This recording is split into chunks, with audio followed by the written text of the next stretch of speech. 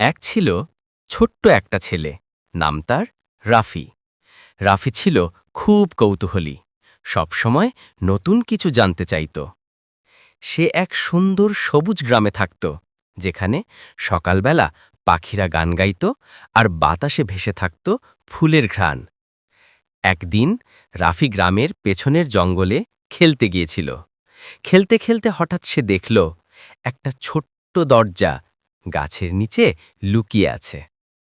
দরজাটা একটু খোলা, ভেতর থেকে যেন নরম আলো বের হচ্ছে। রাফি অবাক হয়ে বলল, ওহ, এটা কি দরজা? এর ভেতরে কি আছে? কৌতূহল সামলাতে না পেরে সে দরজাটা খুলে ফেলল।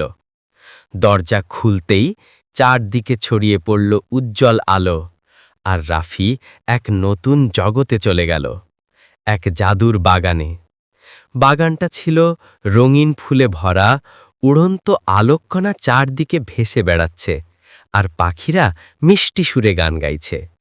রাফি মুগ্ধ হয়ে চারপাশে তাকিয়ে বলল, এটা তো স্বপ্নের মতো, এত সুন্দর জায়গা আমি কখনো দেখিনি।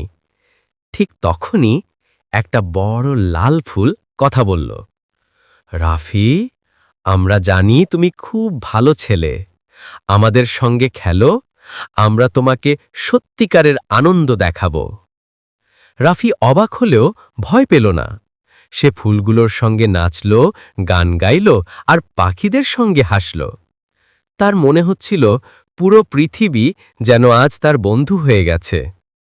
শেষে ফুলগুলো একসাথে জল করতে শুরু করল, আর রাফি হাতে তুলে দিল একটি ছোট্ট জাদু ফুল। তারা বলল, এই ফুলটি তোমার জন্য রাফি, যখনই তোমার মন খারাপ হবে এই ফুলটা দেখলেই তোমার মুখে হাসি ফিরে আসবে।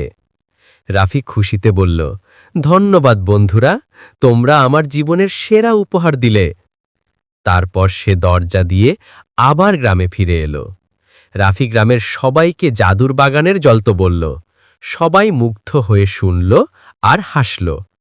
সেদিনের পর থেকে রাফি আর তার বন্ধুদের হাসি কখনো শেষ হয়নি, কারণ তারা জেনে গিয়েছিল সত্যিকারের জাদু লুকিয়ে আছে বন্ধুত্ব আর আনন্দে।